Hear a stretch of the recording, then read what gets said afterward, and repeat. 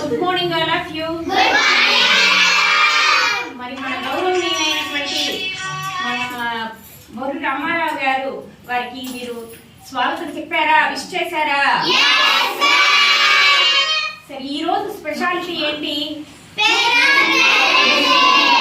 Okay okay, thank you.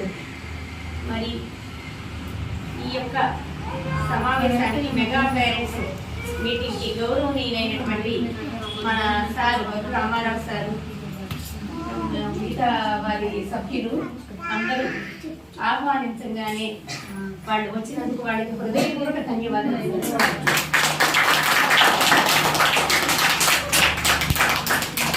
అదేవిధంగా మన chairperson గారు, వైస్ చైర్మన్ గారు,